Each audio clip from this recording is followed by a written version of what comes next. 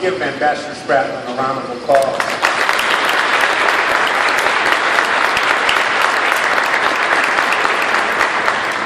It's not every day that you get introduced by an ambassador. So if I fall dead tomorrow, don't cry for me, because it's pretty much, I've achieved everything I possibly could have dreamed. So thank you, Ambassador Spratman, for those kind words. Good evening, Colonel Mallett, Chief Krager, Commanders, Chiefs, Superintendents, First Sergeants, special guests, and the men and women of the 376th Air Expeditionary Wing. First, I would like to thank the African American Black History Month Committee for inviting me to be your speaker tonight.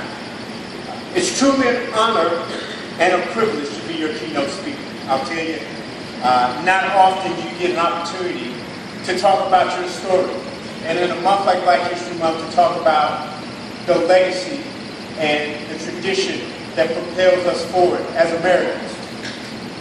Before I get started, though, I do want to send a special message out to my research assistant, the Human Encyclopedia Major Mike Epper. Awesome. If you ever want to try to stomp him in a game of Jeopardy, don't. He'll beat you every time. He's got facts, useless and useful. So, trust me. As I contemplated the words and the message I wanted to present to you all this evening, I strongly considered the theme at the crossroads of freedom and equality. The 1863 Emancipation Proclamation and the 1963 March on Washington. As I researched and pondered those words and wrestled with the question we all wrestle with when we have to speak in front of folks is, what exactly should I say? And the word freedom continuously appeared to me. Whereas when I think of freedom, the freedom we hold so true and dear in this nation, African Americans have stood on the front lines of achieving that endeavor.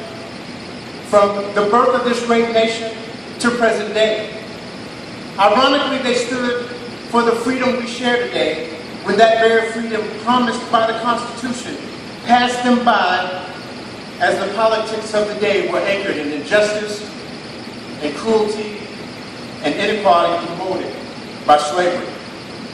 Thomas Jefferson wrote in the Declaration of Independence, "We hold these truths to be self-evident, that all men are created equal, that they are endowed by their Creator with certain unalienable rights, that among these are life, liberty, and the pursuit of happiness." Frankly, I believe those words were divinely scripted. At the time, the powerful text was written to address the political injustices levied by the government in Great Britain.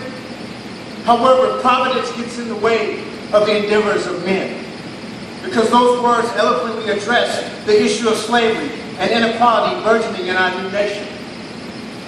In my estimation, it's not happenstance that the first American to give the ultimate sacrifice in defense of those ideas articulated in the Declaration of Independence was a free black man, Crispus Attucks. Just 6 years previous to our nation's declaring independence from Great Britain, Crispus Attucks confronted injustice. He confronted injustice as British soldiers harassed citizens near Boston Harbor. Attucks took up arms and he was subsequently shot and killed. These events initiated the Boston Massacre. As we explore our great country's quest for freedom, there is a long lineage of African Americans who believed in the promise of our nation and not the circumstances of the time. For instance, the first Rhode Island Regiment was a unit primarily comprised of blacks and slaves. The slaves were offered their freedom for their service during the Revolutionary War. In all, the unit served 5 years of service and was part of the Continental Line at the battles of Rhode Island, Point Bridge, and Yorktown. The regiment was an active part of the American effort, and at Point Bridge, they were particularly noticed for their effectiveness in the field. For many of the men of the 1st Rhode Island Regiment, freedom had not only political meaning, but it had personal meaning as well. In the tumultuous years following the United States' newfound independence, our young nation continued to struggle with the notion of independence from British reign and issues of equality for all citizens.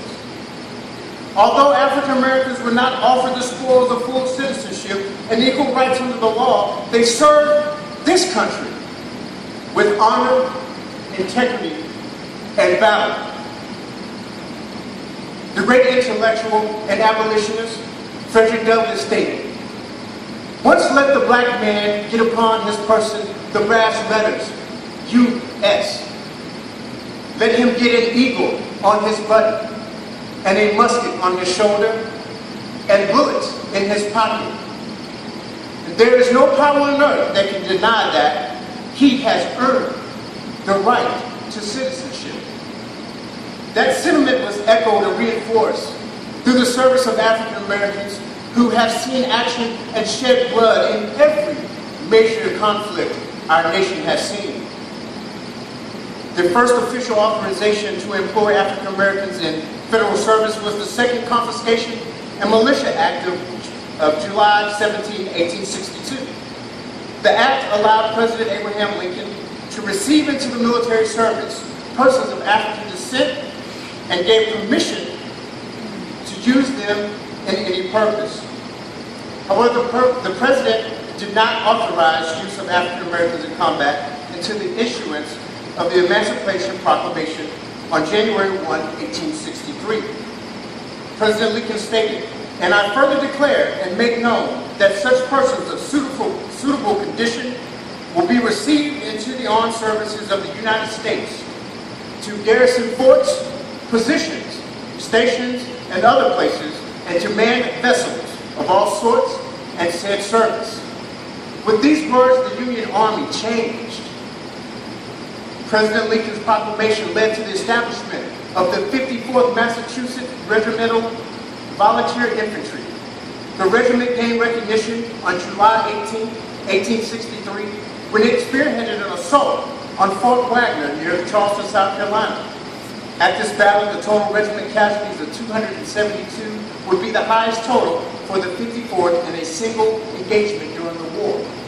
Although Union forces were not able to take and hold the fort, the 54th was widely acclaimed for its valor during battle, and the event helped encourage the further enlistment and mobilization of African American troops, a key development that President Lincoln once noted, helping to secure the final victory.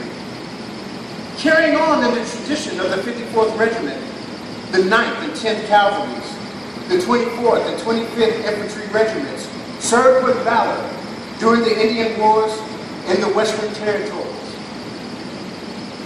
Their fighting will and resolve led the Cheyenne to quickly spread word of this new type of soldier who had fought like a cornered buffalo, who like a buffalo had suffered wound after wound, yet had not died, and who like a buffalo had thick and a shaggy mane of hair.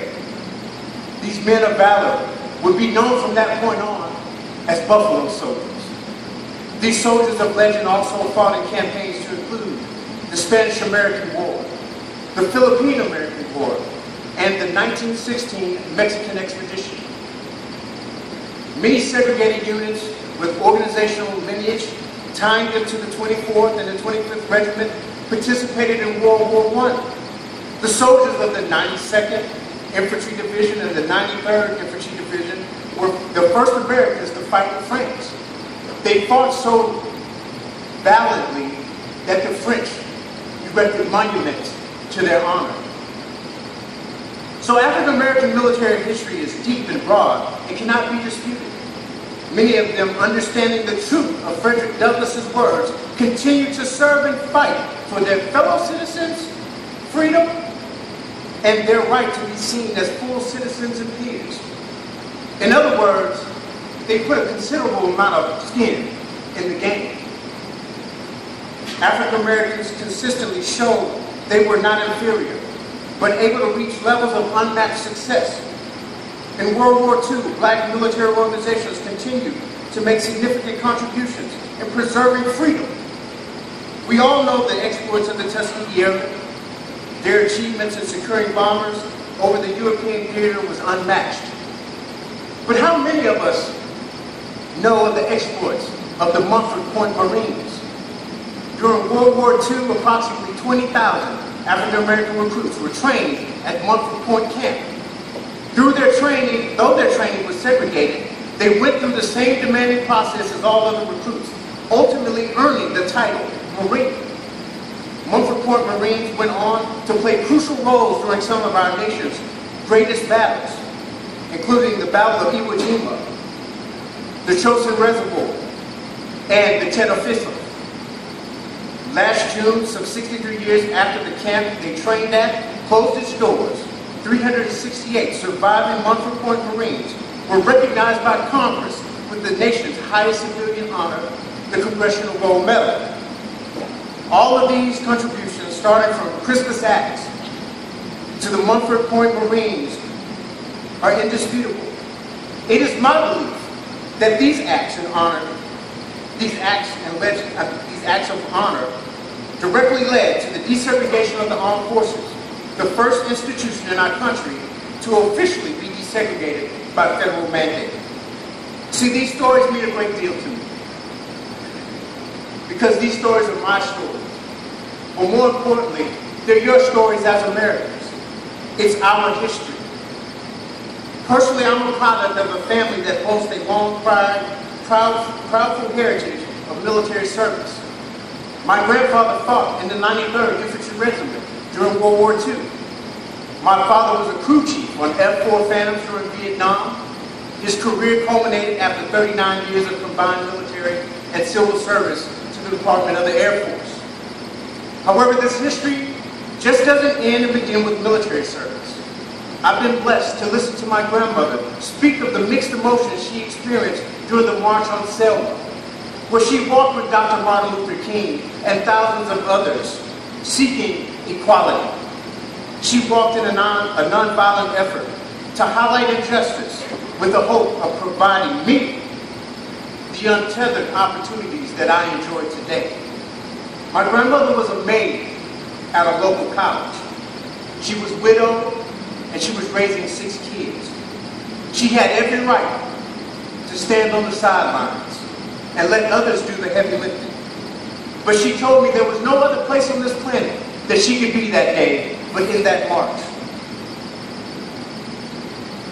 The fear of being beaten, or even worse, killed, crossed her mind, but she knew her voice would not be heard unless she stood up. She didn't know that her efforts would lead directly to the signing of the Civil Rights Act, and subsequently 5 years later, culminating in her own daughter, my Aunt Mildred, becoming the first African-American woman to graduate from Trinity College in San Antonio, Texas. This month in which we celebrate African Americans in our history is more than just a recognition of individuals of note. It's about all of our heritage.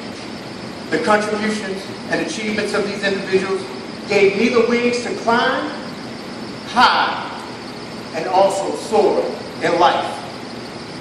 I have another story. See, I love the Air Force. I can't imagine doing anything else, but before I came in the Air Force, I fought it. I was always on some base. I was playing sports, or at the hangar with my dad, and the sound of jet wash was as common to me as birds singing in the spring. During high school, the Air Force Academy recruited me to play football in Colorado Springs. However, I passed on the opportunity because I wanted a regular college experience. I broke my dad's heart and his checkbook, packed my stuff up, and headed to the University of Texas. I graduated with a degree in journalism with an emphasis in public relations and landed a job at a local PR firm. The firm was small and up and coming. I often didn't get paid on time, and often when I did get paid on time, the check was short. But sometimes money isn't everything, because the word providence I spoke of before got in my way. The firm in which I worked shared office space with a semi-retired former U.S. Treasurer, A.Z. Morton Taylor. Now people ask, why should we have Black History Month? Well, case in point, when I met Mrs. Morton Taylor, I thought she was just a capital investor.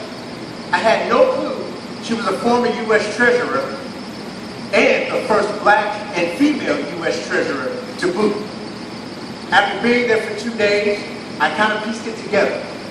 After I answered the phone and the person announced themselves as the executive assistant to President Jimmy Carter, and he wished to speak to Mrs. Morton. Well, after the initial shock, I said, she'll be on shore. So I couldn't find Mrs. Morton. I ran around the building looking for her. And finally, I found her in the hallway, and out of breath, I said, I don't know what I did or what we did, but there's somebody on the phone saying, President Carter wants to talk to you. And she smiled, and in a calm, cool way, she asked a rhetorical question. She said, President Carter? I retorted, yes, ma'am. Still out of breath, and she said, it's about time he calls me back. He owes me from the Super Bowl. So now I'm curious. I need to know who this person is. So I Alta Vista her. And for you young folks, that's Google before Google. Okay? And I learned of her life, her legacy, and her career. Now, I've been around powerful people, but you know they're powerful when their signature is on the money. Subsequently, Miss Morton became my mentor. Now you ask, what does that have to do with Providence, the Air Force, and Jeremy Reed? Well, it came to a point where I had to leave that job because I simply could not depend on payroll not being made. One day, AZ asked me what my plans were, and I really didn't have one. And she looked at me and smiled and said, you would make an outstanding officer in the United States Air Force. Funny. My dad thought the same thing about 6 years earlier. She told me that her husband was a retired colonel, and they had talked about it. And they believed the Air Force would provide me the opportunity to learn and exercise my leadership skills. They felt that I would do great serving in uniform, and the sky was the limit for me. To this day, I would never forget those words. And I purpose and I press forward to be the best in the effort to never let her words fall in vain. She saw things in me that I couldn't see or dream. She is the sole catalyst for me seeking a commission, and because of her encouragement and guidance, I'm standing in front of you tonight. In closing, many ask the question, why do we need to celebrate Black History Month, or Native American History Month, or Asian Pacific Heritage Month? And personally, I believe all these celebrations are needed because it's a place of healing, a place where we can come together. The intent is not to separate, but recognize the accomplishments of fine Americans who were able to overcome tremendous odds in some cases and achieve extraordinary things in spite of institutional roadblocks. So, I'm going to go a little bit off script right now, because I think it's important for me to speak from the heart at this point. As a young boy growing up in San Antonio, Texas, we had Black History Month in my elementary school, and they dressed us up with different legendary characters of the history of Black Americans, and I was Hank Aaron. I had on the jersey number 44, and I was proud.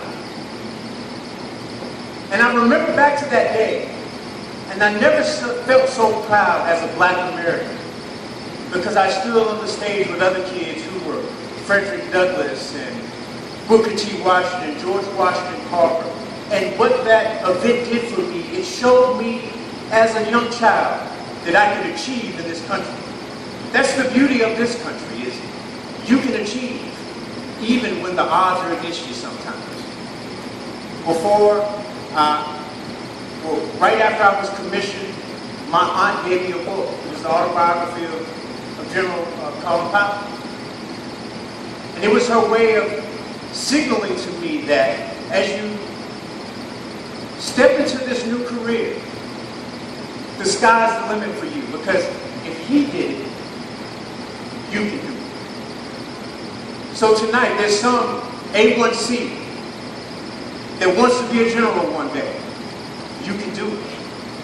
There's some young lady that wants to go on and be an ambassador. You can do it.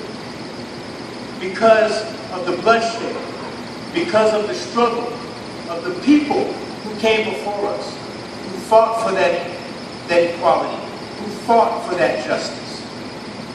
Now, when I wake up in the morning, I can never say I'm having a bad day, because I look back at my heritage.